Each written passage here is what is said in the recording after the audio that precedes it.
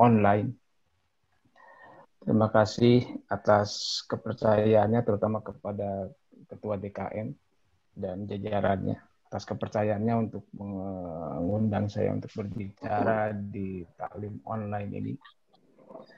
Salawat dan salam juga tak lupa kita panjatkan kepada Nabi Muhammad SAW atas semoga kita juga semua mendapatkan syafaat dari beliau pada hingga akhir zaman nanti. Hadirin rahimakumullah, kali ini saya membawakan sebuah judul dan yang judulnya adalah Mukjizat Paripurna Al-Quran untuk Semesta Alam. Salah satu kenapa saya bukan diminta, sebenarnya ini judul dari saya, tapi ada permintaan dari Pak Faisal, Kang Andri coba bikin judul yang aneh gitu, yang belum pernah disampaikan di tempat lain atau sejenisnya. Saya terpikirkan untuk menyampaikan yang ini karena insya Allah hal ini jarang disampaikan oleh para ulama atau ustadz dimanapun ya istilahnya. Yang saya tahu begitu.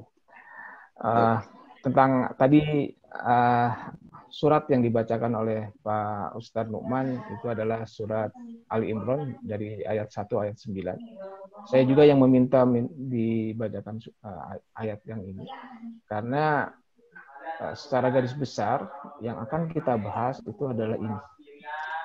Ada di dalam konten Ali Imran ayat 1 sampai 9. Lebih rinci nanti kita ada 4 bagian, ada pendahuluan. Saya akan menyampaikan tentang tujuan diturunkannya Al-Quran kepada Nabi Muhammad SAW.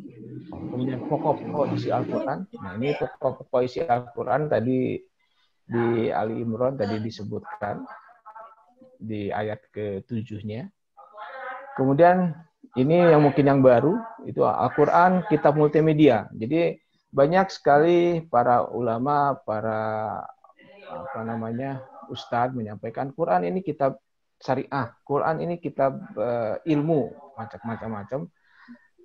Itu sah-sah saja, karena itu adalah pemikiran masing-masing.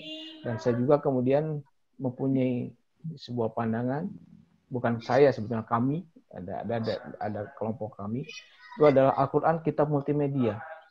Kenapa disebut multimedia? Karena ini semua makhluk harus dapat menerima dan memahami Al-Quran sesuai dengan kemampuan masing-masing. Jadi makhluk di sini berarti tidak saja manusia, berarti jin juga, setan juga, tumbuh-tumbuhan juga, gunung, batu, segala macam, termasuk alam semesta ini, dia harus bisa memahami dengan cara dan kemampuannya masing-masing. Kemudian yang ketiga, saya akan menyampaikan tentang ide tentang Quranic question. Itu adalah sebuah kecerdasan kolbu. Jadi intinya bicara tentang kecerdasan kolbu berbasis Al-Quran. Apa itu isinya? Nanti akan dibicarakan sedikit saja.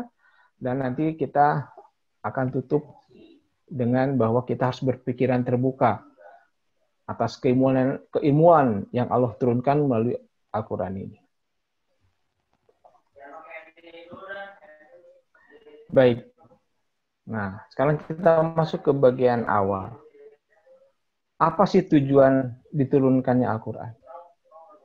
Di dalam Quran surat Al-Baqarah ayat 185 itu kita bisa lihat. A'udzubillahi minasyaitonirrajim. Sahru Ramadan alladzi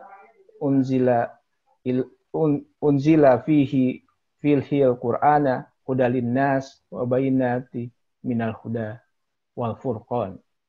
Bahwa pada bulan Ramadan, seperti sekarang kita bulan Ramadan, itu adalah bulan diturunkannya Al-Quran. Tujuannya apa? Atau fungsinya apa Al-Quran? Hudalin nas, dia adalah petunjuk bagi manusia.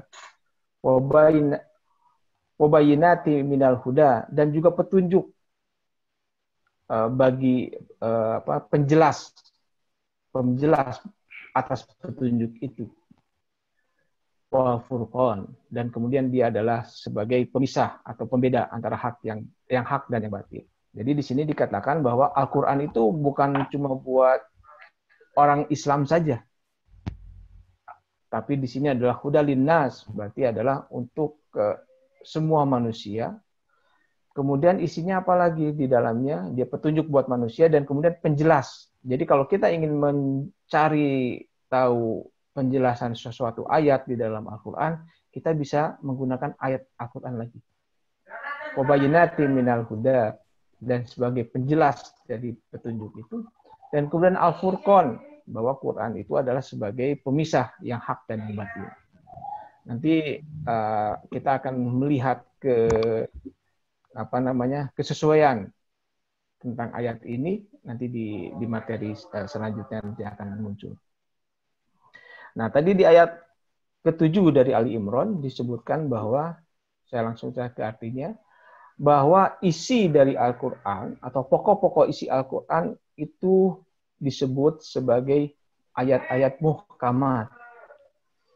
Dilihat dari bahasanya, muhkamat, hukum, kalau kata dasarnya dari hukum, itu berarti isinya itu adalah tentang hukum-hukum. Ya, jelas hukum apa saja, hukum syariah, berkehidupan, hukum ibadah, bagaimana kita beribadah, tata caranya, walaupun memang tidak detail, karena nanti detailnya ada di dalam sunnah Nabiullah Muhammad SAW. Tapi intinya adalah ayat-ayat yang bersifat hukum, dan ini adalah pokok-pokok isi Al-Quran. Sehingga kata-katanya pun di dalam ayat-ayat muhkamat ini, dia itu isinya tekstual. Jadi betul-betul tidak akan ada perbedaan pendapat para mufassirin, para ahli tafsir, bahwa isinya memang itu. Tidak mungkin yang lain. Tapi kemudian ada juga di dalam Al-Quran yang isinya adalah ayat-ayat mutasabihat. Ayat-ayat mutasabihat itu ayat-ayat yang tidak bisa ditafsirkan dengan mudah. Contohnya tadi di ayat pertama Ali Imran tadi. Alif, Lam, Ro. Itu kan satu ayat. Berarti kalau itu adalah sebuah pesan ilahiyah, pesan dari Allah kepada kita, berarti kita harus ngerti. Apa itu arti Alif, Lam, Ro? Kan seperti itu. Nah, tentang takwil ini, tentang lakwil atau arti dari ayat mutasabihat, itu Allah mengatakan yang hanya bisa mengetahuinya hanya ulil albab. Jadi, dengan kata lain, kalau kita memang ingin memahami Al-Quran secara keseluruhan, terutama ayat-ayat yang mutasabihat, kita harus jadi ulil albab. Dan ulil albab itu adalah sebuah keniscayaan dan sebuah keharusan bagi kita sebagai seorang muslim. Jadi jangan hanya menjadi muslim biasa saja, tapi juga harus jadi ulil albab. Nah, bagaimana ini masuknya ke dalam Al-Quran kitab multimedia? Kita masuk ke bagian yang kedua.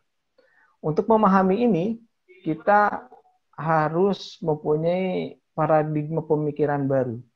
Sebagai muslim, kita harus punya pemikiran baru itu. Karena apa? Kita ingin tahu tadi, mutasabihat ini apa nih? Mutasabihat. Pemikiran baru yang kemudian harus kita pegang, yang pertama adalah kita harus meyakini bahwa Al-Quran itu adalah Alkitab. Tadi kan dikatakan di ayat keduanya, bahwa Allah menurunkan Alkitab. Di sana ada alif lam di sana. Dan ini tolong dikoreksi Pak Ustadz, karena saya juga sudah lama tidak belajar bahasa Arab. Dengan adanya alif lam di sana, itu adalah bahwa dia adalah sebuah buku, sang buku kalau bahasa Indonesia. Kalau bahasa Inggrisnya adalah the book, ada huruf the, ada artikel the di depannya. Jadi kita harus memahami itu adalah sebuah buku. Sehingga misalkan kalau kita pegang Quran, berarti kalau buku ini adalah Alkitab ini atau Quran ini adalah diturunkan oleh Allah kepada kita, maka apa? Maka berarti kita tahu ciri-ciri sebuah buku. Yang namanya buku, yang sederhananya ada covernya, ada jilidnya, ada halamannya, ada lembar-lembarnya. Karena memang Allah sendiri mengatakan Al-Quran itu ada suhuf, lembaran-lembaran. Ada lembarannya. Jadi ketika kita buka halaman pertama atau halaman ke-10 misalkan, maka di halaman 10 itu isinya begitu. Nah, tadi di yang surat Ali Imran tadi, di halamannya tadi itu hanya ada 9 ayat. Tapi kalau kita buka cetakan yang lain, cetakan maksudnya dari penerbit yang lain, itu dijamin bukan 9 ayat. Bisa jadi ayatnya jumlahnya lebih banyak. Yang tadi kan Qur'annya 15 baris ya. Coba kalau Qur'annya yang 18 baris. 18 baris pasti lebih dari 9 ayat. Nah, perbedaan-perbedaan cetakan Quran yang sekarang itu kita harus jadi berpikir. Kalau Allah mengatakan Allah menurunkan Alkitab, menurunkan buku, ini Quran yang benar yang mana nih? Apakah yang 15 baris, apakah 16 baris, apakah 18 baris? Apakah kemudian Quran pojok gitu ya? Karena ada istilah Quran pojok gitu. Nah, yang seperti mana yang betul? Nah, kita harus jadi berpikir ini. Saya terutama dan kami di jaringan Al-Quran multimedia berpikirnya seperti itu. Selain itu yang kedua yang harus kita lihat para pendigma bahwa isi di dalam Al-Quran ini adalah isinya adalah banyak perumpamaan atau misil. Nah, misil itu tujuannya apa? Tujuannya di dalam surat Az-Zumar ayat 27 disebutkan bahwa sesungguhnya telah kami buatkan bagi manusia dalam Al-Quran ini setiap macam perumpamaan supaya mereka mendapat pelajaran. Malah kemudian Allah sendiri mengatakan bahwa kami tidak malu memberikan perumpamaan tentang semut misalkan, tentang nyamuk di dalamnya. Karena itulah isinya Quran. Jadi dan untuk memahaminya, kita tidak bisa menggunakan letterlock seperti itu. Saya ambil contoh misalkan. Setiap Allah menjelaskan tentang surga, Allah selalu mengatakan bahwa surga itu adalah tempat yang dimana di situ adalah sungai-sungai mengalir di bawahnya. Sungai-sungai mengalir di bawahnya adalah surga. Begitu. Nah, itu adalah perumpamaan. Kenapa kita harus yakin itu perumpamaan? Karena Nabi mengatakan surga itu adalah tempat di mana kita tidak pernah punya pikiran tentangnya. Nah, kenapa dijelaskan seperti itu? Kita tahu Quran diturunkan di Jazirah Arab, di mana di situ adalah gurun. Berarti kalau sudah melihat sungai, wah buat orang Arab itu adalah surga buat mereka. Tapi buat kita misalkan di Bandung Selatan banjir jadinya Citarum. Jakarta banyak banjir juga karena banyak sungai di sana. Jadi untuk daerah-daerah lain bahwa surga itu adalah sungai mengalir di bawahnya mungkin berpikirnya aneh. Kita banyak sungai tapi kemudian jadi sering banjir kan gitu. Jadi itu adalah perumpamaan. Jadi kita harus bisa melihat, bisa memahami itu adalah perumpamaan. Nah, bukti berbagai perumpamaan ini itu juga dapat dipahami oleh semua makhluk, tidak saja oleh manusia. Kalau tadi kan pemisalan di Arab Saudi, sekarang pemisalan di Indonesia. Kita juga harus bisa memahami itu. Tapi juga harus dipahami oleh makhluk lain. Nah, karena itu kemudian Quran itu harus bersifat multimedia. Yang dimaksud adalah dia adalah tekstual, bahasa Arab. Kemudian ada audio, yang namanya multimedia yang kita pahami kan itu ada audio, ada suaranya. Kemudian ada visual, ada gambarnya, ada sesuatu di dalamnya. Tulisan Arabnya apa? Tadi kan ada yang muhkamat, itu sudah pasti tekstual. Hukum, isinya tentang hukum dan syariah tadi seperti saya sudah jelaskan. Kemudian juga ada pesan yang kemudian bisa diterima oleh makhluk lain atau makhluk manusia sendiri misalkan.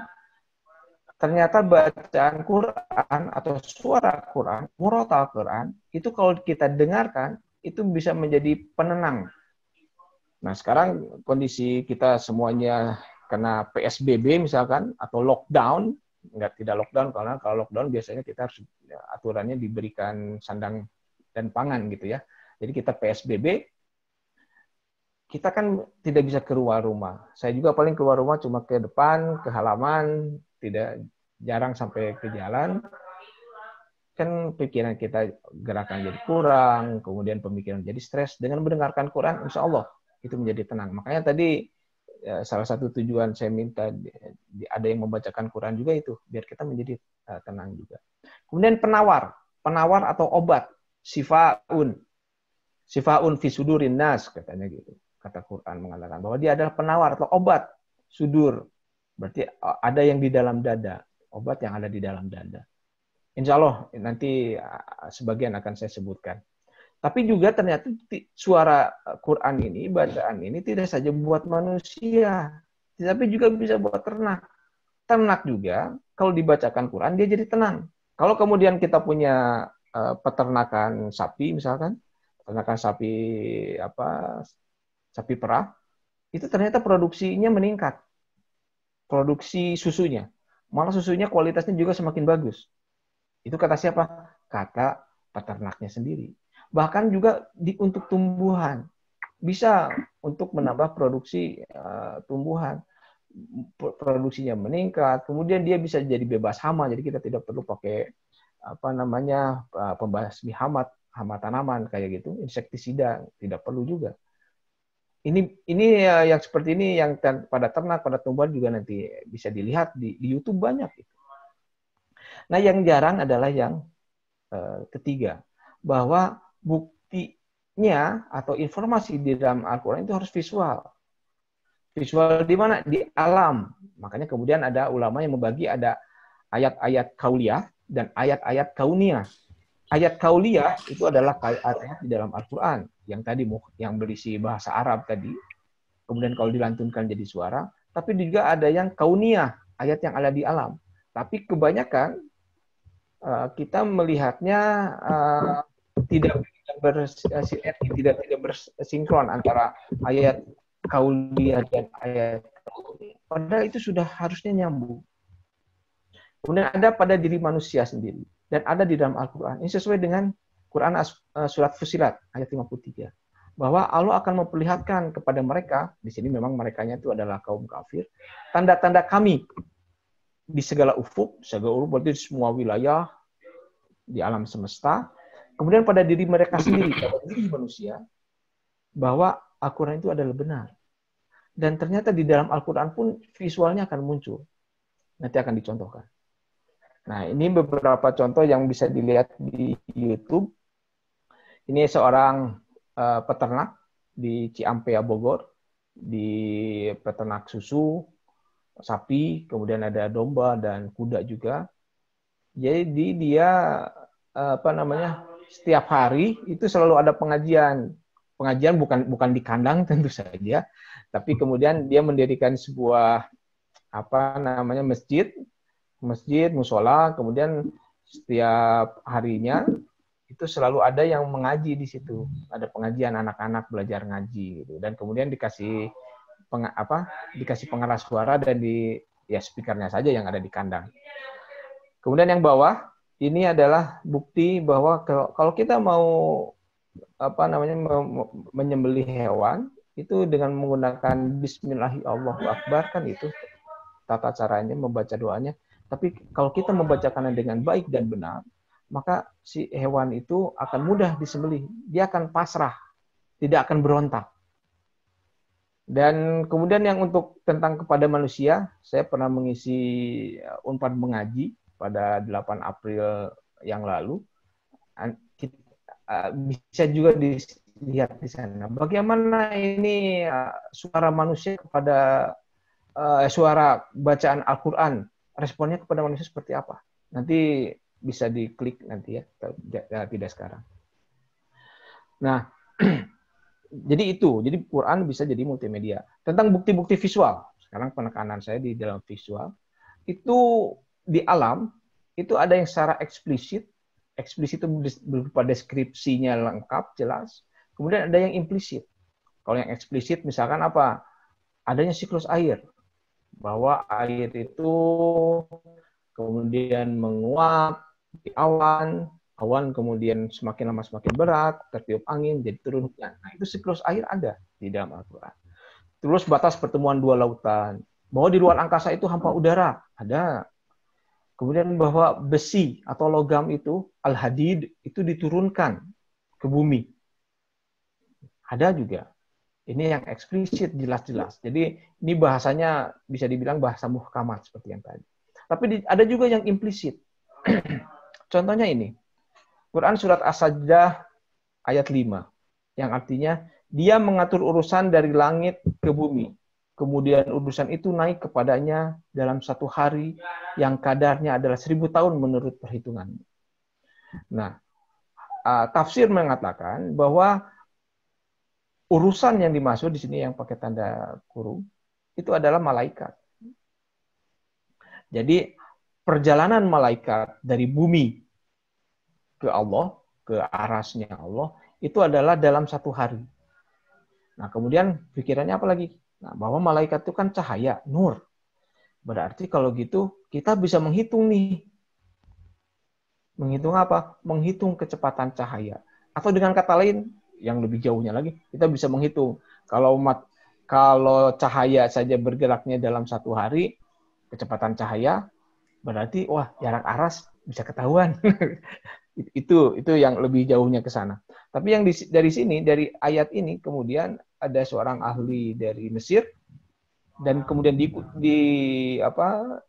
disokong oleh ayat-ayat yang lain, kemudian dia bisa berhitung bahwa oh ternyata kecepatan cahaya itu adalah 300.000 km per jam, sekitar itu. Dan itu nilainya yang di perhitungan itu ternyata sama atau sesuai, mirip dengan hasil perhitungan atau eksperimen para ahli di barat. Oh, berarti itu adalah informasi kecepatan cahaya secara implisit. Nah, ini yang tadi siklus saya bilang, ini ada di surat Ar-Rum ayat 48. Dialah yang mengirimkan angin, lalu angin itu menggerakkan awan, dan Allah membentangkannya di langit menurut yang dikehendakinya, dan menjadikannya berkumpal-kumpal, lalu kamu lihat hujan keluar dari celah-celahnya. Nah, ini tentang. Dan ini yang bawah, itu adalah yang surat Al-Hadid, dan kami turunkan besi, yang padanya terdapat kekuatan yang hebat, dan berbagai manfaat bagi manusia. Jadi besi itu secara teori, dan ini gambar ini muncul adalah dari NASA, bukan dari ulama Muslim. Jangan salah, ini dari NASA. Bahwa teorinya meteorit datang ke bumi ketika bumi masih cair. Karena bumi masih cair, maka begitu ada meteorit nyemplung ke situ, ada cipratannya keluar. Cipratannya yang besar itu kemudian menjadi ini, bulan. Jadi secara geologis, zat-zat yang ada di bumi dan di bulan bedanya cuma satu. Di bulan tidak ada logam. Sementara yang lainnya sama. Itu adalah hasil NASA. Kemudian bukti visual di diri manusia. Kita tahu secara eksplisit juga disebutkan bahwa contohnya tentang proses reproduksi manusia dari janin. Kemudian tentang jenis kelamin bayi itu tergantung dari sperma laki-laki. Dari sperma. Jadi penentu bayi itu lahir laki-laki perempuan itu adalah sperma. Itu yang eksplisit seperti yang ini. Ini misalkan ini sperma kan membawa kromosom. Laki-laki itu kan kodenya XY. Sementara wanita itu XX.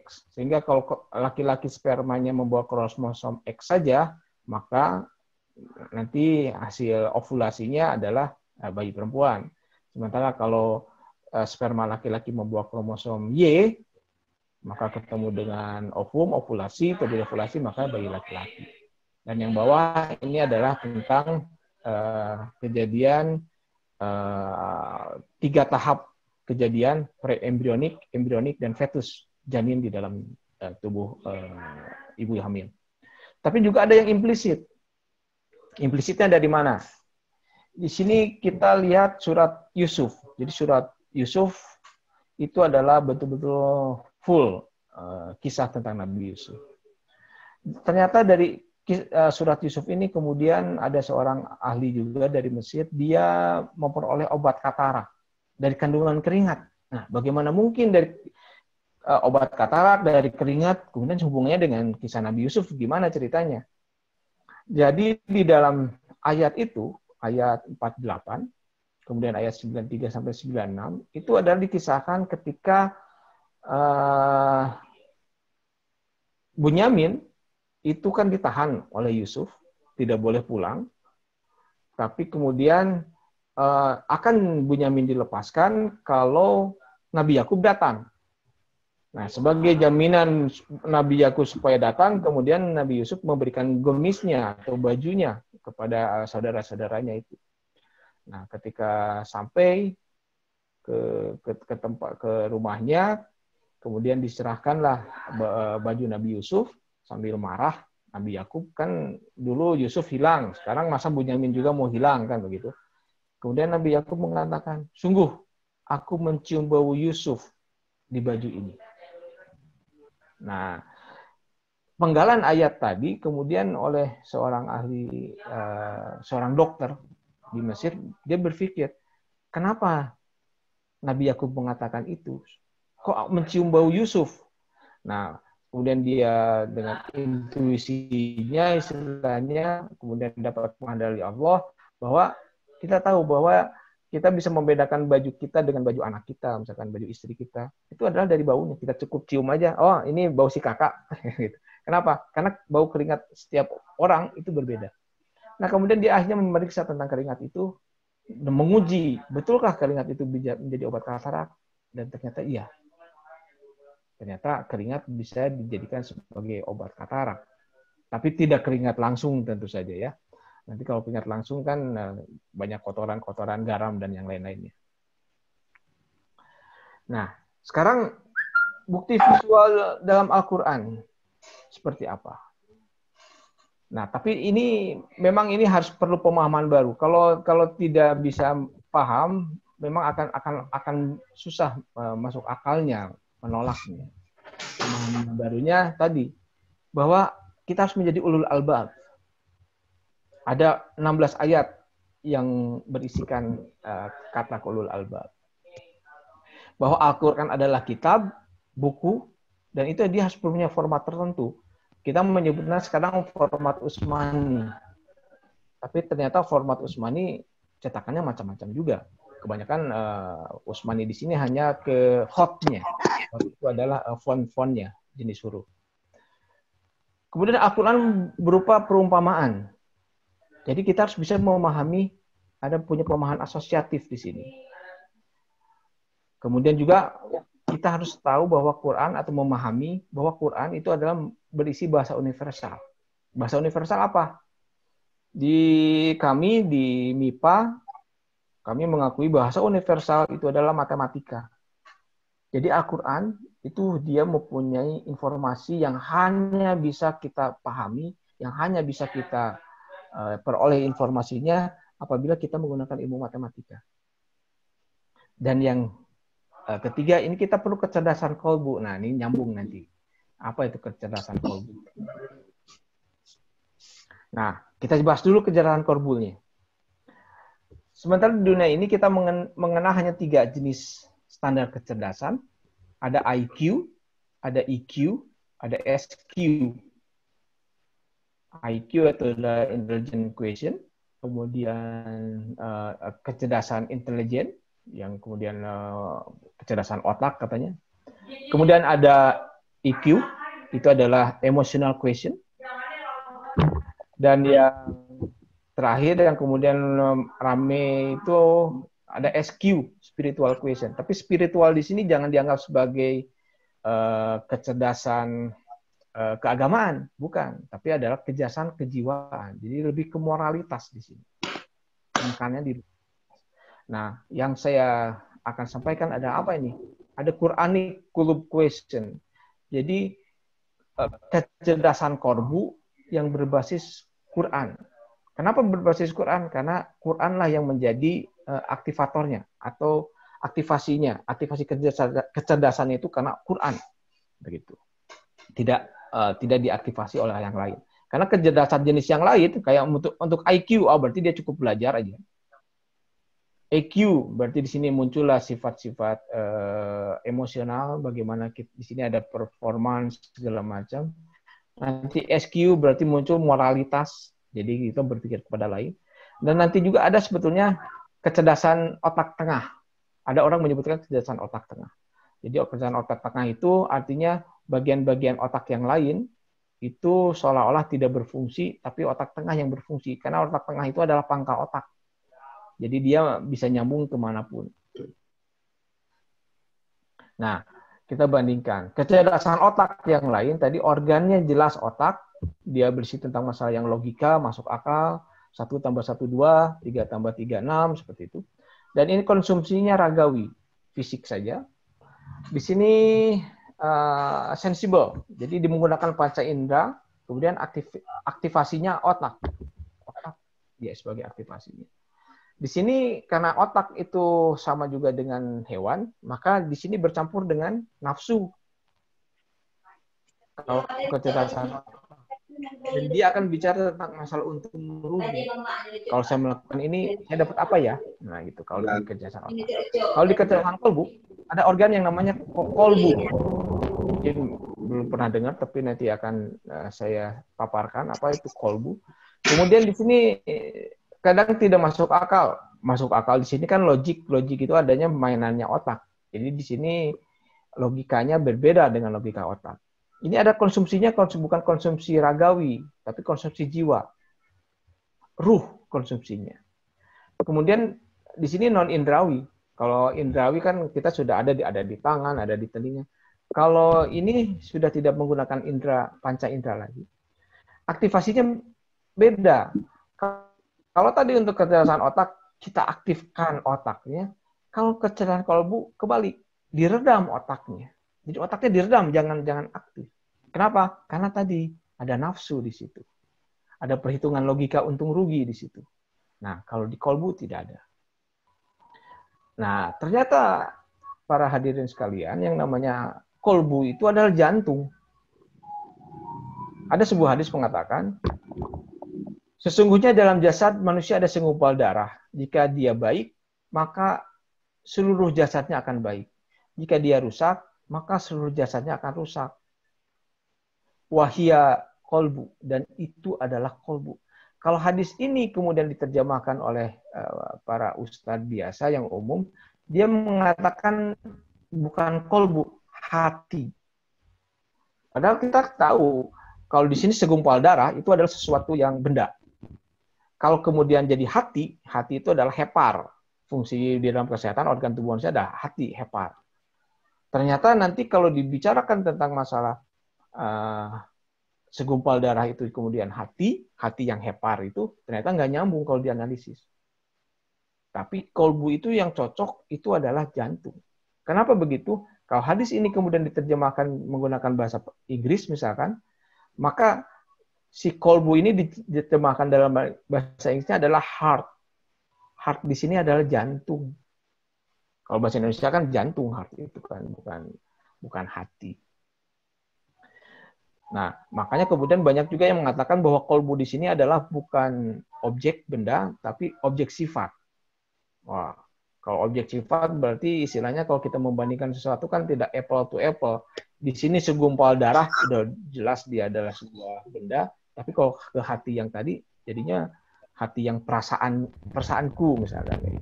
Itu kan sudah tidak nyambungnya. Makanya kita harus punya pemahaman bahwa yang namanya heart atau kolbu itu adalah jantung. Kenapa begitu juga kita yakin ke jantung? Karena jantung ini terbentuk sejak manusia berupa embrio. Jadi kurang lebih 21 hari atau 3 minggu, dia lebih pertama muncul dibandingkan dengan otak. Bukti lain bahwa kolbu itu jantung. Sini ada tulisan dari luar, bahwa katanya jantung, kita artikan saja di sini, itu dia dapat merasa, mengingat, dan berkomunikasi. Dan juga dia mengatur imunitas, dan juga mengirim informasi. Itulah jantung. Kata siapa? Kata Paul Purcell yang di bukunya ini. Dia mengatakan begitu. Dia mengatakan bicara tentang jantung. Padahal ketika juga kita lihat di dalam Al-Quran, dikatakan bahwa ternyata kolbu itu untuk mengingat Allah. Kalau kita ganti kolbu menjadi jantung untuk mengingat Allah, sama nih dengan dengan kesimpulannya orang bule ini gitu ya, dokter ini. Dan juga dia di dalam ayat yang lain menjadi tenang kulit dan kolbu. Jadi si kolbu itu bisa tenang, jantung itu bisa tenang, jadi bisa menenangkan. Jadi dengan kata lain ini salah satu asosiatif. Jadi cara berpikir asosiatif yang tadi. Kemudian juga kolbu itu tetap ingatan. Ini ada dua kisah yang ada di dalam Quran. Yang pertama ini di Washington Post tahun 2007. Ini adalah komentar dari seorang yang sudah dilakukan cangkok jantung menggunakan jantung buatan plastik yang seperti ini. Dia mengatakan setelah jantungnya diganti pakai operasi, ya diganti jantungnya pakai jantung buatan, dia mengatakan saya tidak mampu mengetahui apa yang saya benci dan apa yang saya cintai. Bahkan saya juga tidak punya rasa sayang kepada anak saya, kepada cucu saya. Itu pengakuan dia. Itu kisah pertama. Kisah kedua ini adalah tentang operasi cangkok jantung seorang anak laki-laki dari anak lain yang meninggal. Nah, kalau si ibu dari anak yang meninggal itu ketemu dengan anak yang di dalamnya ada jantung anaknya, dia mengatakan, setiap kali saya memeluk anak ini, saya merasa anak saya masih hidup. Padahal ini bukan anak saya. Cuma jantungnya ada di situ. Ada juga disebutkan bahwa kolbu itu ada pusatnya iman. Ada kisah lagi. Ini ada wanita menikah dengan pria. Ini ada di koran Daily Mail. Menikah dengan pria yang 2 tahun kemudian dia menembak mati. Jadi dia bunuh diri. Ada suami istri, kemudian yang suaminya bunuh diri. Dan kondisinya dia itu waktu itu dia ateis. Tapi karena bunuh dirinya sepertinya dia nembaknya di kepala gitu, bunuh dirinya. Dokter bilang ini jantungnya masih sehat, boleh nggak didonorkan? Kata istrinya boleh. Ya, boleh. Ini didonorkanlah kepada, dan masuk donornya adalah kepada orang yang orang yang beriman. Beriman dalam sini bukan berarti muslim ya. Jadi orang yang taat beribadah. Dan suatu waktu si laki-laki yang punya jantung cangkok tadi dari pria lain ketemu dengan si janda yang sudah meninggalnya tadi. Tiba-tiba saja pria itu merasa, saya kayaknya kenal kamu gitu. Padahal kan mereka belum pernah ketemu sebelumnya. Dan kemudian terus mendekati dan bilang sayang sama dia. Udahlah, dia ingin melamar. Tapi tentu saja ditolak oleh si yang janda tadi karena dia tidak mau. Nah, tapi kemudian yang paling mungkin dramatis itu adalah ketika kemudian orang yang beriman tadi, yang dia taat beragama, berangsur-angsur dia berubah menjadi ateis. Sama seperti pemilik jantung sebelumnya. Dan kemudian ternyata akhirnya dia juga bunuh diri juga. Dan bunuh dirinya pun dengan cara yang sama dengan orang yang pemilik jantung. Nah, ini dia pusat iman dan pusat ingatan. Nah, ini ayatnya. Bahwa kemudian Allah mengatakan bahwa di dalam kolbu itu adalah pusatnya iman. Kemudian juga pusat pemahaman. Nah, biar cepat, saya loncat aja. Jadi bisa dikatakan kolbu ini adalah pusat pemahaman, pusat informasi, perasaan, iman, dan jangan lupa kolbu mengendalikan otak, atau jantung itu mengendalikan otak. Nah, makanya kemudian kalau kita ingin mencapai kecerdasan kolbu, otaknya jangan ikut-ikutan, harus diredam. Sebetulnya ketika kita lagi saum, puasa bulan Ramadan ini, itu adalah kita sebetulnya sedang mengasah kecerdasan kolbu. Kenapa mengasah kecerdasan kolbu? Buktinya apa? Buktinya selama bulan Ramadan pasti pada ngantuk semua. Kebiasaan pasti ngantuk. Setelah pas taraweh ngantuk misalkan. Terus pas habis sahur, habis sholat subuh ngantuk juga. Itu sebetulnya apa? Itu si otaknya diredam. Kenapa? Karena otak itu kan mengendalikan fisik kita keseluruhan. Di situ tidak ada iman, tidak ada apa-apa. Di situ hanya fisikal saja. Nah, dengan otaknya diredam, maka si kolbu kita harus aktif. Makanya kemudian apa? Kita disuruh banyak beribadah karena si kolbunya akan aktif. Dan tadi bagaimana cara meredam otak ini? Kalau tadi kan bukan berarti kita harus tidur tidur terus. Jangan harap kita dengan tidur kita jadi cerdas kolbu kita. Enggak, jangan berharap begitu. Enak aja tidur jadi cerdas, nggak bisa. Ada harus cara tekniknya adalah dengan mengaktifkan tadi, mengaktifkan kolbu dengan cara meredam dominasi otak. Caranya apa? Dengan cara mendengarkan Al-Quran, mendengarkan murotal Al-Quran. Nah, apa yang akan terjadi? Jadi ketika ini ada suara masuk ke telinga, terus masuk ke koklea, masuk ke ini bagian otak ini, bagian otak-otak yang di sini ini. Dan yang di sini yang harus dilihat itu dia mengaktifkan hipotalamus. Hipotalamus di sini. Hipotalamus adalah bagian dari otak yang kemudian dia memberikan informasi hormon. Di sini ada tulisannya. Kalau di sini kan RH, di situ berarti TSH atau apa? Saya lupa di sini soalnya ketutup nih, kehalang sama bisa digeser. Apa namanya, stimulating hormon. Nah, ada stimulating hormon SH. Dia akan memunculkan apa? Dengan kita mendengarkan Quran, otak diredam, kemudian apa yang terjadi? Ini yang terjadi. Kita ambil ke bagian sini, ACTH. ACTH itu apa? ACTH itu nanti dia yang dalam kondisi sekarang COVID-19 itu adalah untuk imun tubuh, antibodi. Jadi dengan mendengarkan Quran kita bisa sehat juga, selain kemudian kita meredam otak. Dan bagaimana dengan meredam otak kok bisa seperti itu? Nah, analisa respon tubuh terhadap pembacaan Al-Quran yang tadi ini bisa nanti PowerPoint ini akan saya bagikan, jadi nanti bisa diklik. Kemudian yang satu lagi juga saya presentasi 30 April yang lalu tentang terapi Qurani. Ini bagaimana terapi mendengarkan murotal Al-Quran bisa meningkatkan imunitas. Ini dijelaskan di sini. Cuma sayangnya YouTube-nya belum diupload sama panitia, sama Unpadnya. Tapi sudah diupload, saya akan informasikan ke pihak BKM. Di sini juga ada dijelaskan. Jadi yang ini tadi proses dari mendengarkan Quran kemudian mengaktifkan imun tubuh, antibodi dan yang lain-lain itu akan dijelaskan di presentasi yang ini. Tapi intinya seperti itu. Nah, jadi prasyaratnya apa? Prasyarat terapi Qurani. Kita terapi tidak bisa, udah terapi aja dengerin. No, tidak bisa begitu. Ada tata caranya. Tata caranya tadi, kita harus punya pemikiran baru, paradigma baru, dan dimensi baru. Kan kita akan memasuki gerbang ini. Dan yang paling penting untuk memasuki yang baru, kita harus taslim. Harus berserah diri, harus Islam.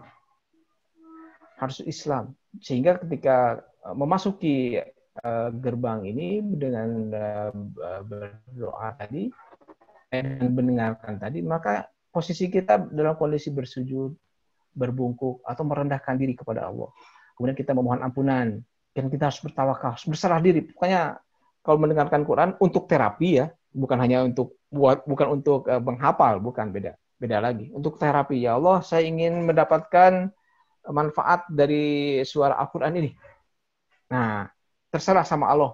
Allah mau kasih apa, seperti itu. Nah, dikerjakannya kapan? Mendengarkan itu. Yang paling baik adalah setiap pagi dan petang. Ini ada ayatnya. Ayat Al-Quran yang mengatakan bahwa pada zaman Nabi, suara atau Quran ini dibacakan setiap pagi dan petang. Kemudian untuk langkah pertama, ayat-ayatnya atau suratnya manapun saja. Silakan bebas. Tapi juga bisa menggunakan ayat-ayat ruqyah. Yang juga di dalamnya ada surat Al-Fatihah. Ayat-ayat ruqyah itu di YouTube juga banyak. Silakan saja, rasakan, dengarkan sambil sujud. Itu biasanya kalau saya mendengarkan Quran manapun biasanya dengar sebelum 10 menit biasanya saya langsung sudah tertidur, terlelap. Terus 3 ayat yang lain yang sudah kita tahu ada Al-Ikhlas, Al-Falaq, An-Nas, atau surat Ar-Rahman. Ada satu kampanye dari Pakistan yang mengkampanyekan untuk mendengarkan khusus surat Ar-Rahman untuk terapi kanker. Dan kemudian dia juga malah qori'nya harus yang ini. Itu ada. Disebutkan sama apa di website-nya. Atau juga bisa kumpulan-kumpulan ayat sesuai pola nilai. Di sini Ar-Rahman. Ar-Rahman di sini bukan Quran surat Ar-Rahman, tapi ayat-ayat yang berisi kata Ar-Rahman. Yang bahwa ada 47 ada surat yang berkata Ar-Rahim, ada 200 ayat, ada yang berkata Haja atau Al-Qur'an, Alkitab atau kata-kata lain yang kita ingin efeknya untuk kita. Misalkan saya ingin mendapatkan ampunan dari Allah. Cari kata ampunan. Ampunan dalam bahasa Arabnya apa? Ghafur atau magfiroh. Cari, dengarkan, disusun sendiri. Setelah itu dengarkan apa yang akan diperoleh. Ini yang beberapa yang sudah kami kumpulkan. Dan ternyata saudara-saudara, efeknya apa? Ini bukan berarti ini bukan tujuan ya sebetulnya. Cuma ini yang kami dapati pada anak-anak. Ini tahun 2007 atau 2008, antara 2007 sampai 2009, maaf. Kami merutinkan mendengarkan Al-Qur'an kepada seorang anak. Ternyata iseng aja. Kenapa melakukan iseng begini?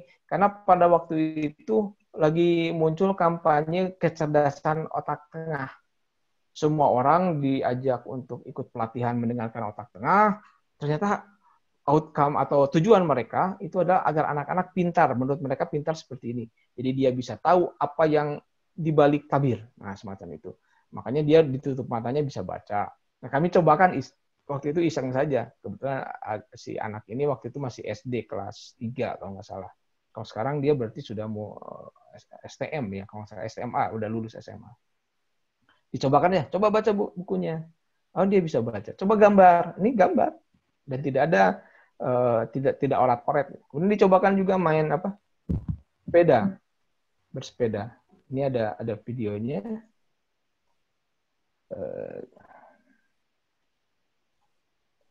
Bagaimana cara? Nah, ya pokoknya ini ada videonya.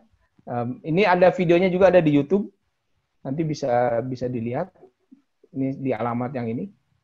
Saya sudah upload ke YouTube, bisa dilihat videonya.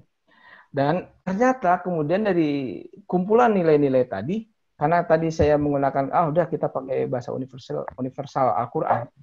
Ternyata kita susun, ini nomor surat, ini nomor ayat. Ternyata kalau dibikin, akan muncul titik-titik seperti ini. Coba ini gambar apa ini?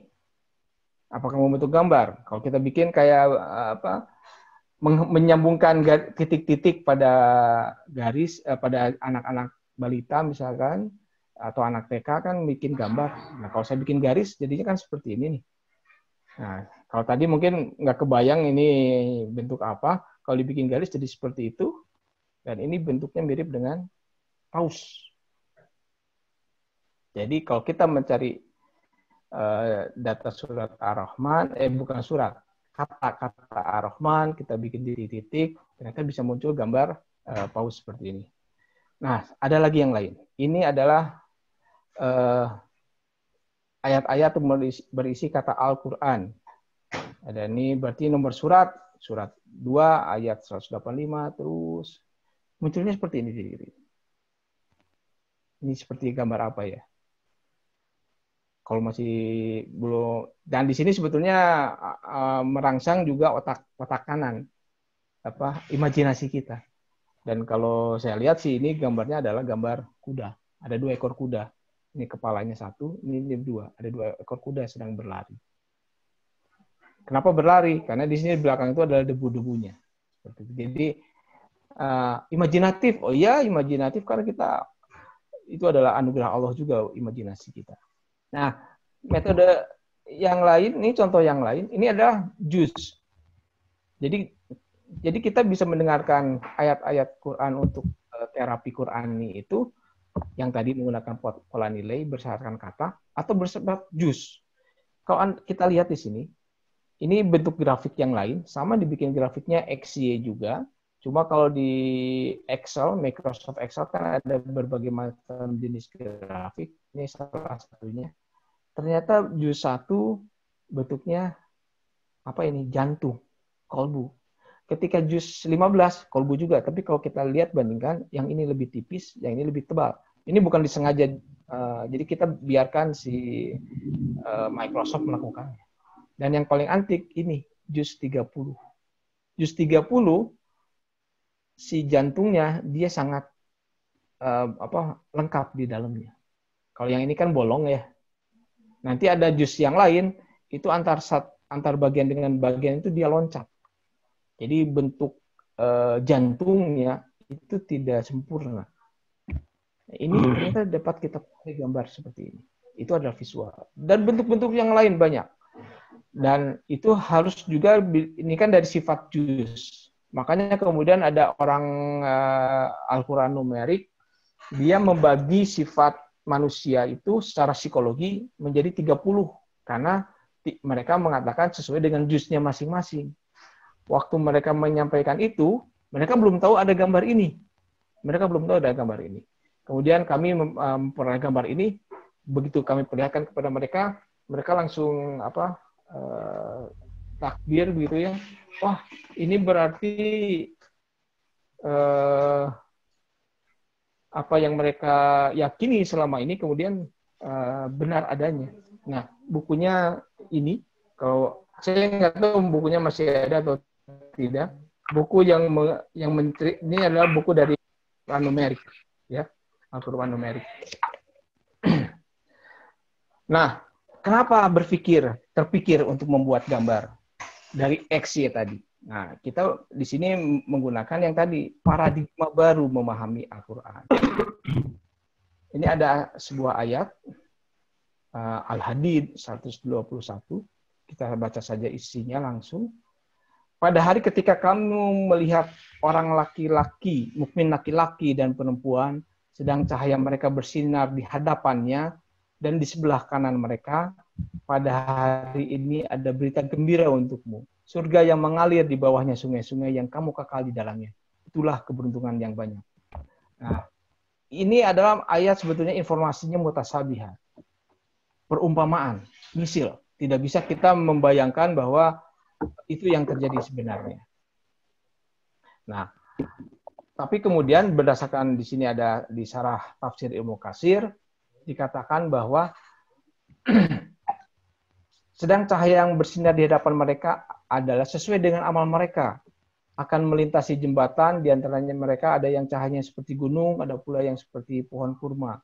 Dan ada pula yang seperti seorang laki-laki normal yang tengah berdiri tegak. Dan selanjutnya cahaya di sebelah kanan mereka. Ad-Dhahhak mengatakan maksudnya di sebelah kanan mereka terdapat catatan amal mereka sebagaimana firman dan selanjutnya. Dan ayat yang tadi Al-Hadid ini ditafsirkan sebagai kondisi di alam mahsyar ketika kita akan mendapatkan buku raport amal perbuatan. Itu tafsir. Tapi kalau tafsirnya metode ulil albab, berpandangan baru, kita lihat secara ilmu biologi. Tadi kan ada laki-laki perempuan. Kita tahu tadi kromosom laki-laki perempuan. Laki-laki itu XY, perempuan XX. Yang bedanya berarti laki-laki itu Y, perempuan itu X. Kita ambil yang warna merahnya. Sedang cahaya mereka bersinar di hadapan dan di sebelah kanannya. Berarti ada cahaya di hadapan perempuan dan ada cahaya di sebelah kanan laki-laki. Cahaya di hadapan perempuan X, di hadapan X, dan di sebelah laki-laki. Kenapa urutannya berbeda? Karena ternyata Quran di sini ada pencerminan. Quran sering menyebutkan seperti ini di surat Ibrahim 33, dan dia menentukan bagimu matahari dan bulan yang terus-menerus beredar, dan telah menentukan bagimu malam dan siang. Kita lihat matahari bulan. Tapi kenapa nggak siang malam? Kan idealnya kan gitu. Kalau matahari bulan, matahari kan adanya di siang, bulan adanya di malam. Tapi dibalik gitu. Nah, ini pencerminan. Logika pencerminan. Di dalam ilmu matematika tadi XY itu, kalau tadi biologi laki-laki perempuan XY, Kemudian kalau di matematika X itu adalah sumbu X, sumbu Y, maka kemudian dibikinlah relasinya. Bikinlah titik-titik tadi. Ya kan? Nah, pada hari ini ada berita gembira untukmu, yaitu kenikmatan surga. Nah, kenikmatan surga di sini apa? Kami melihatnya sebagai sebuah informasi. Dan informasi itu dapat dengan cara mengalir di bawahnya sungai-sungai. Nah, mengalir di bawahnya sungai-sungai itu artinya apa? Kita bikin garis antar titik-titik itu. Sehingga seperti aliran sungai. Yang kamu kekal di dalamnya. Informasi itu bersifat kekal, tidak akan berubah. Jadi informasi Quran yang tadi, yang tentang titik-titik, bahwa akan muncul itu akan kekal. Pertanyaannya kemudian nanti adalah, Quran yang mana? Kenapa saya bilang memakan Quran yang mana? Karena kan tadi ada Quran yang 15 baris, 16 baris, 10 baris, atau 18 baris. Ini Quran yang mana? Nah, itu akan menjadi pertanyaan. Makanya kemudian harus diambil Quran yang persis diturunkan oleh Allah kepada umat manusia. Bukan kepada Nabi Muhammad. Nabi Muhammad sepertinya kan tidak mendapatkan mushafnya, mushaf langsung Qurannya gitu, tidak. Beda dengan ketika diturunkan kepada Nabi Musa yang Ten Commandment itu, yang kita sebutkan Ten Commandment, diilustrasikannya kan kalau di film Ten Commandment Nabi Musanya megang mushafnya itu dari batu. Jadi kitabnya itu batu yang gitu. Nah, itu yang bisa saya sampaikan dan berkesimpulan bahwa ini Al-Quran adalah mukjizat paripurna, dia sangat lengkap. Kita bisa boleh mengartikan atau menafsirkan berdasarkan keilmuan masing-masing. Kenapa begitu? Karena zaman berubah. Zaman Nabi dengan zaman sekarang berubah. Jadi setiap zaman itu disesuaikan. Kecuali untuk hal-hal yang bersifat muhkamat, hukum tidak berubah. Tapi kalau untuk pemahaman yang seperti tadi, itu pasti berubah. Karena logika kehidupan kita sendiri berbeda. Ya paling misalkan gini, di Quran kan kita wajib zakat. Ternyata zakat pada zaman Nabi dan sekarang itu bentuknya berubah. Tidak lagi kurma dan gandum. Karena di Indonesia nggak ada. Malah kemudian kita bisa menggantikannya dengan uang. Kemudian uang itu tugas amilinnya yang kemudian merubahnya menjadi pangan. Kemudian juga bahwa Quran berisi pesan informasi multimedia. Ada teks, ada audio, ada visual. Dan itu perlu pemahaman paradigma baru. Kita harus open-minded gitu ya, open-minded. Dan untuk itu kita harus menjadi ulil albab. Bukan istilahnya ada beberapa ulama atau ustadz yang mengatakan, wah Pak Andri ini cuma berdalih aja. Saya bilang, buktikan logika saya salah. Karena apa? Karena kemudian kita menjadi ulil albab, ya itulah fungsinya ulil albab. Ulil albab itu beda sendiri pemilihan. Karena dialah yang diberi hikmah. Bukan berarti saya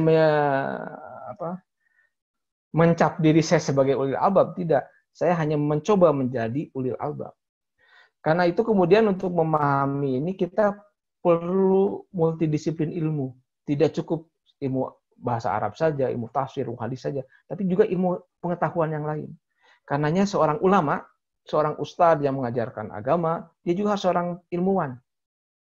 Dan itu harus ada kolaborasi keilmuan. Kita kalau zaman dahulu mungkin diberi keistimewaan seperti misalkan Ibnu Rusdi atau Avicenna, Ibnu Sina, itu semuanya bisa dipelajari oleh dia. Dia menguasai ilmu hadisnya tahu, ilmu Qur'annya tahu, ilmu pengetahuan yang lainnya, matematik, kimia segala macam tahu.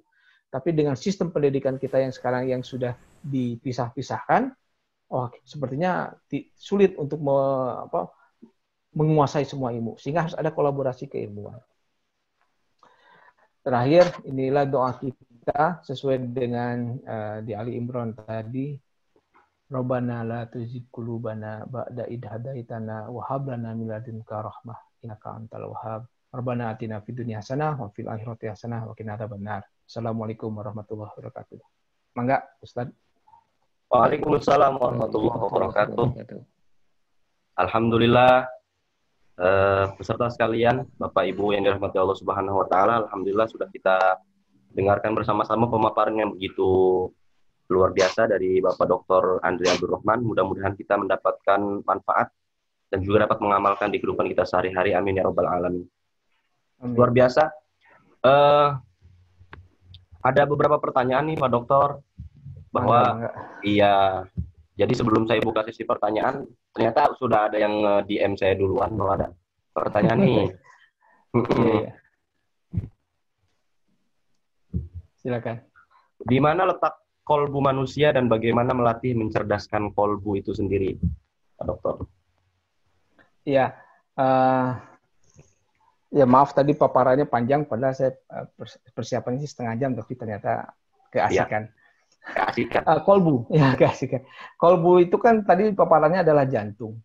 Berarti di jantung. Jantung, betul. Ya, berarti kolbu itu jantung. Ya. Nah, bagaimana cara melatihnya?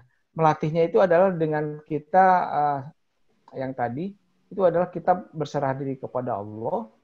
Kemudian apa? Kemudian kita redam. Redamnya yang diredam otak. Aktifkan kolbu. Redam otak, aktifkan kolbu. Nah, yang kami dapati ketika memberikan terapi Qur'ani ini kepada orang-orang yang ini bukan cuma untuk orang yang sakit ya, untuk orang yang seperti kita sehat seperti ini, kita juga bisa mendengarkan Quran itu khusus. Kemudian nanti yang akan kita peroleh dan yang kami lihat dari para jamaah waktu itu, mereka jadi si kolbunya atau keimanannya dalam tanda petik dia menjadi menjadi pintar. Contohnya begini, ada salah satu anggota jamaah waktu itu dia aktif di Bandung sini sebagai aktivis. Dia bilang cerita ke saya begini. Karena waktu itu dia kan awalnya diperdengarkan Quran, tapi sudah kami ingatkan, nanti kalau ada apa-apa, kamu harus menjadi orang baik. Nah, contohnya apa? Dia katanya lagi naik motor, pulang, menjelang waktu asar, dia mendengar suara adzan. Nah, kan adzan itu adalah panggilan buat sholat. Nah, tapi karena itu saya bilang, bentar lagi nyampe rumah, bentar aja sholatnya di rumah, masjid dekat rumah. Tapi entah bagaimana, kemudian dia disenggol oleh kendaraan yang lain. Jatuhlah dia. Nah, mungkin itu kebetulan sekali. Ternyata itu terjadinya tidak hanya sekali, 2 kali. Setiap dia lagi naik kendaraan, lagi bermotor, kemudian ada nanti dia. Itu ternyata nggak bisa. Akhirnya apa? Akhirnya dia bilang, sejak itu kalau ada adzan lagi berkendara, dia pasti akan berhenti. Langsung ke masjid. Kenapa? Karena ini pengingatnya instan katanya. Jadi kalau kita mencoba dalam tanda petik nakal, padahal itu hanya menunda waktu sholat. Menunda waktu sholat, jadi seperti itu. Intinya seperti tadi bahwa kita harus mengaktifkan kolbu dengan cara membuka wawasan sehingga si pikiran kita juga tapi harus diredam. Caranya mendengarkan. Tekniknya nanti sebetulnya ada teknik-tekniknya, tapi untuk langkah awal dengarkan saja dulu murotal Al-Quran. Nah, kenapa begitu? Karena ini perlu praktek sepertinya. Nanti ada yang membimbingnya, harus ada posisi apa. Karena si terapi Qurani ini kemudian untuk menjerdaskan kolbu ini tidak saja tidak saja untuk yang sehat, terutama juga untuk yang sakit. Kebetulan ada seorang purnawirawan juga di Cijantung sana yang kemudian sedang sakit, kemudian kami berikan terapi Quran, dia kesehatannya meningkat, malah kemudian hampir setiap waktu dia laporan, saya ngasih lagi terapi ini dengan gerakannya segala macam, ada gerakannya khusus. Jadi terapinya hanya mendengarkan Quran saja gitu ya Pak Dokter? Untuk aktivasi awal. Aktivasi awalnya ya? Ya, cuma memang harus ada berserah dirinya tadi. Kenapa? Kalau tidak ada berserah diri kepada Allahnya itu akan gagal. Dulu ada yang pernah dipaksakan. Waktu itu ada pemilik hotel. Kami mendapat fasilitas tahun 2008. Kami mendapat fasilitas hotel di tempat hotelnya dia untuk memberikan untuk meneliti tentang Quran ini, tentang aktivasi Quran ini. Nah, dia ingin anak bungsunya supaya diterapi. Dipaksa berarti itu kan, dipaksa. Ayo kamu dengarkan Quran. Nggak mau katanya, nggak mau. Udah nurut aja, dimarahin. Itu baru juga 2 ayat, dia langsung loncat dari posisinya duduk begini tapakur gitu ya, sambil nutup mata gitu. Baru juga 2 ayat dia langsung berdiri dan lari sekencang-kencangnya. Sepatunya pun ditinggalkan waktu itu dari walau alam. Tapi intinya kita harus ada berserah dirinya dan jangan menggunakan logika dulu. Ya, penting terserah aja. Ya Allah. Kalau kata bahasa Sundanya, kumaha Allah welah, kumaha Allah. Nah, gitu. Iya. jadi teringat sebuah ayat gitu Pak Dokter, bahwa wa idza quri'al Qur'anu fastami'u lahu wa ansitu la'allakum turhamun gitu. Kalau dibacakan Al-Qur'an ya didengekeun gitu lah kalau bahasa Sundanya. Nah, ya. Didengarkan dan juga diamlah. Diam, betul ya. Betul. Jadi ternyata mujizatnya seperti itu kalau untuk diri sendiri gitu Pak Dokter ya. Iya. Insyaallah seperti itu. Baik, pertanyaan kedua Pak Dokter. Ada yang nanya lagi nih. Tadi kan disebutkan bahwa ada reaksi baik ketika tubuh diperdengarkan Al-Quran. Tapi mengapa ya di Ramadan kan dimana kita harus memperbanyak baca Al-Quran. Tapi baru 2 lembar aja udah ngantuk banget. Itu kenapa tuh Pak Dokter? Ya, itu ngantuk kalau orang-orang, dan saya juga dulu berpikirnya bahwa ketika kita baca Quran atau mendengarkan Quran, ngantuk. Wah, ini mah godaan setan gitu. Pas kan jadi setan yang kemudian dijadikan kambing hitam gitu. Padahal mungkin aja setannya, ngapain gua diem aja kok kayak nggak ngapa-ngapain. Nah, kalau hasil penelitian kami tentang efek mendengarkan Quran itu, ternyata si efeknya kan tadi disampaikan bahwa mendengarkan Quran itu dia meredam aktivasi otak. Jadi bisa sampai 80% otak kan sekepala inilah ya. Tadi ada gambarnya. Itu bagian-bagian otaknya itu dia teredam. Taunya teredam dari mana? Dari gelombang otaknya. Aktivasi listrik, gelombang listrik otaknya itu dia frekuensinya melemah, berkurang. Malah sampai ada yang di bawah 4 Hz. 4 Hz itu berarti dalam 1 detik dia ada 4 kali gelombang gitu. Ingat, 1 detik itu kan 1. Padahal dia ada 4. Gitu. Iya. Bisa sampai di bawah 4. Karena efeknya begitu. Nah, sehingga karena efeknya begitu, ya kita harus istilahnya ditahan aja dulu. Memang ngantuk, tapi jangan diberhentikan. Tapi insya Allah biasanya begini, kalau kita habis taraweh misalkan, ketika tarawehnya pasti ngantuk, kita jadi makmum di belakang. Kalau jadi imam insya Allah nggak akan ngantuk. Pasti kenapa? Karena dia harus membacakan, nggak akan ngantuk. Kalau mana nggak mungkin ada imam taraweh ngantuk, saya nggak percaya. Nah, tapi kalau makmum ngantuk wajar, karena makmum mendengarkan, dan itulah kemudian dengan kata lain, makanya harus dipilih imam yang bacaan Qurannya bagus. Kenapa? Karena dia sedang memberikan terapi kepada makmum, sedang bersodakoh kepada makmum, kan gitu. Sehingga makmum mendapatkan sodakoh, kemudian pada saat itu sodakohnya apa? Dia sedang ketika diredam tadi, maka si otak hipotalamusnya itu dia aktif. Hipotalamus aktif berarti apa? Kelenjar buat kesehatan itu juga aktif. Makanya bagus juga nih kalau BPJS bikin kampanye supaya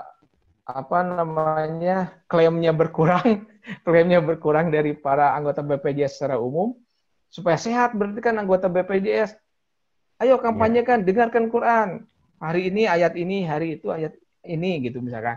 Wah, itu semua para anggota BPJS jadi sehat, nggak akan ada klaim itu. Gitu. Iya. Baik. Kita buka termin pertanyaan pertama untuk 1 orang penanya, silahkan. Oh, ada pertanyaan lagi nih Pak Dokter. Iya. Tadi disebutkan bahwa murotal bisa menjadi terapi dan meningkatkan imun tubuh. Apakah ada bedanya dampak terapi tersebut antara yang memahami arti Al-Quran dengan yang tidak memahami Pak Dokter? Gimana Pak Dokter? Uh, tentu saja ada, tentu saja ada. Di presentasi saya yang tadi yang di YouTube itu dijelaskan, dan itu yang menjelaskannya sebetulnya saya menukil dari sebuah buku karya seorang dokter yang menjelaskan kalau kita mendengarkan Quran sambil tidak paham atau mendengarkan Quran sambil paham, itu otak yang aktifnya beda. Kalau yang paham, apalagi kemudian dia tidak diam dan mendengarkan, jadi dia ikut ngaji gitu. Nah, maka kalau ikut ngaji, si otaknya kemudian yang aktifnya makin lebih banyak daripada yang tidak ngerti sama sekali. Kalau tidak ngerti sama sekali, ya karena pasrah ya kan, karena pasrah. Iya. Saya mah dengerin aja, saya nggak ngerti juga, nggak apa-apa dengerin. Nah, ternyata efek yang seperti itu lebih bagus. Makanya kalaupun kita ngerti Qurannya, kita hafiz misalkan, ketika kita mendengarkan Quran tuh, kita jangan ikut ngaji, demi aja. Malah lebih baik kalau pengalaman saya sih, lebih baik kita berdoa. Ya Allah, tolong berikan berkah dari bacaan Quran ini, tolong berikan itu. Itu biasanya kalau saya seperti saya bilang tadi, kurang dari 5 menit saya sudah terlelap tidur, karena memang efeknya benar-benar tidur. Nanti pada satu waktu, kalau ternyata Qurannya panjang gitu, sampai lebih dari setengah jam, saya nanti kebangun. Dan kebangunnya itu dalam kondisi segar biasanya. Gitu. Jadi efeknya pasti beda, betul. Pasti beda ya, Pak. Jadi caranya supaya efeknya memang bagus ke kita, kita jangan ikut membaca. Kita hanya dengarkan dan diamlah sesuai dengan ayat tadi. Wa idza quri'al Qur'an fastami'u lahu wa ansitu la'allakum turhamun. Agar kita mendapatkan rahmat-Nya. Akan dapat rahmat-Nya. Begitu, Ustaz. Ya. Iya, alhamdulillah. Baik. Kalau begitu, kalau saya pribadi nanya nih Pak Dokter ya.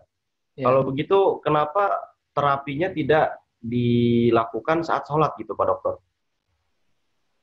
Nah, sebetulnya ketika sholat itu adalah salah satu, kalau penilaian saya, sholat itu adalah juga salah satu bagian dari terapi tadi, mendengarkan Quran. Oh gitu. Cuma kan ketika sholat kan ada syariatnya ya. Ada kata Nabi Muhammad, "Sholu kama ra'aitumuni usolli," kan gitu. Sholatlah kamu seperti kamu melihat aku sholat. Nah, sebetulnya ketika sholat itu ada dua hal yang diaktifkan. Tidak saja mengaktifkan kolbu yang pertama, tapi yang kedua adalah mengaktifkan fitrah tubuh. Ada satu buku, ini karangan seorang dokter juga di Yogyakarta kalau tidak salah, dia menulis buku Mukjizat Gerakan Sholat. Nah, jadi ketika sholat, ketika kita takbir, takbir yang benar itu kan berdasarkan hadis yang sahih itu, si tangan itu antara telinga dan dada posisinya. Jadi harus di bawah telinga sedikit. Jangan terlalu tinggi. Nah, ketika mengangkat begini, dan ketika kita memompakan ke belakang, itu pada saat itu sedang mengaktifkan limfa. Limfa itu adalah sistem yang akan menyerang. Kalau ada bakteri masuk, dia akan menyerang. Jadi mengaktifkan limfa tadi itu. Nah, jadi ketika sholat, kita secara kolbu, kita juga mendapatkan makanan dari suara, dari bacaannya, dan secara badan, dari gerakan-gerakan sholat, itu juga memberikan kesehatan untuk badan kita. Secara otot, segala macam. Jadi, kalau kemudian sholatnya benar dalam arti dua, bacaannya benar, kemudian gerakannya benar. Gerakannya benar. Betul. Maka sholatnya pun akan sehat. Dan betul, cuma kalau untuk khusus untuk ingin kecerdasan kolbu yang tadi, itu kita harus mengkhususkan diri. Mendengarkan Quran, dikhususkan, ya Allah, saya ingin mencoba seperti apakah ini. Nah, nanti apa yang akan terjadi, silakan nanti di-share. Saya tidak akan menceritakan pengalaman para jamaah lain. Nanti takutnya itu yang dicari. Padahal sekarang diserahkan aja. Kenapa diserahkan? Hanya Allah yang tahu Anda akan dapat apa gitu. Karena setiap orang itu unik, beda-beda. Gitu. Iya. Iya. Jadi kalau ada yang mau terapi bisa dihubungi ke Pak Dr. Andri Abdurrahman gitu ya. Ya, sekarang lagi COVID. Lagi Baik. COVID. Oh, lagi COVID, iya benar lagi COVID. Lagi COVID Lagi sudah COVID. dengarkan Tapi saja ada secara langkah-langkah kan harus dengarkan aja secara intens gitu ya Pak Dokter ya. Iya.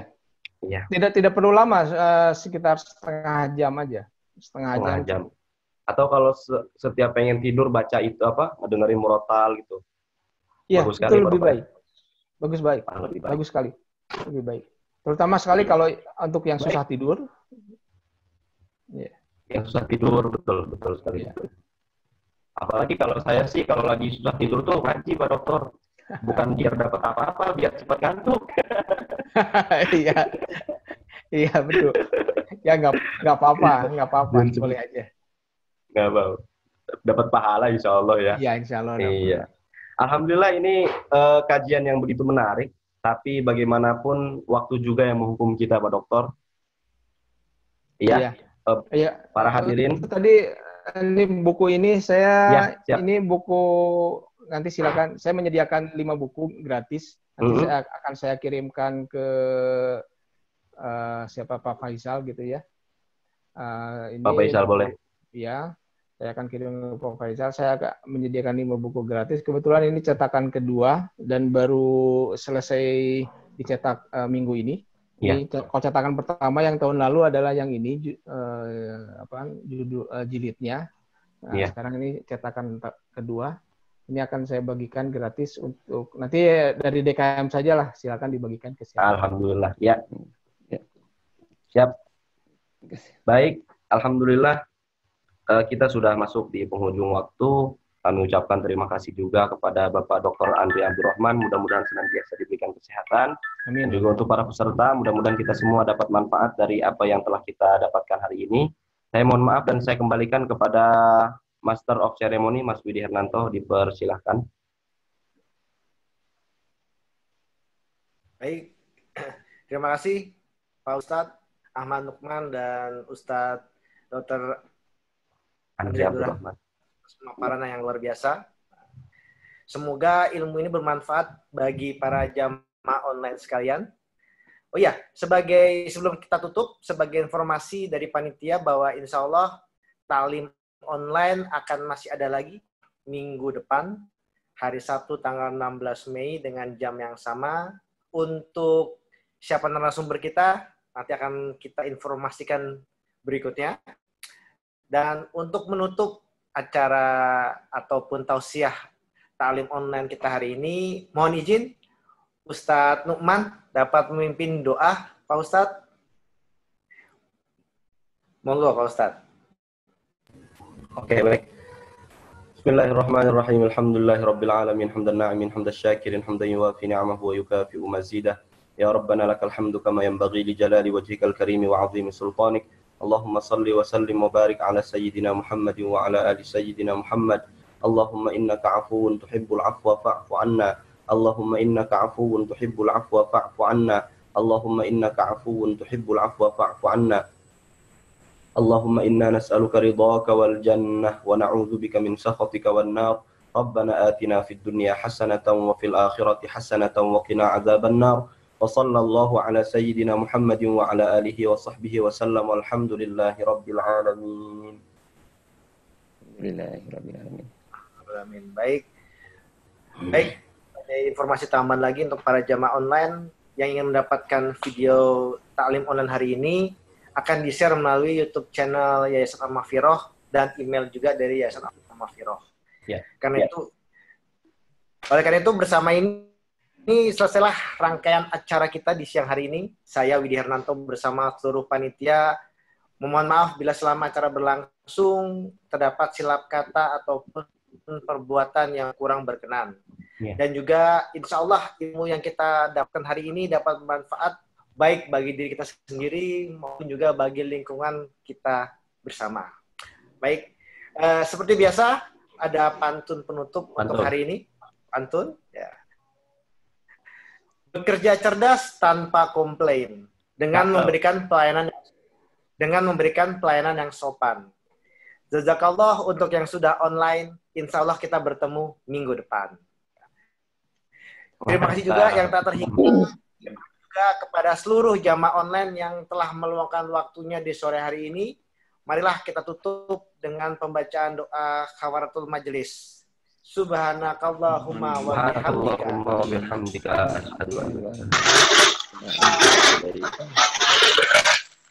Wabillahi taufiq wal hidayah.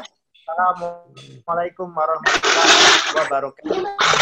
Warahmatullahi wabarakatuh.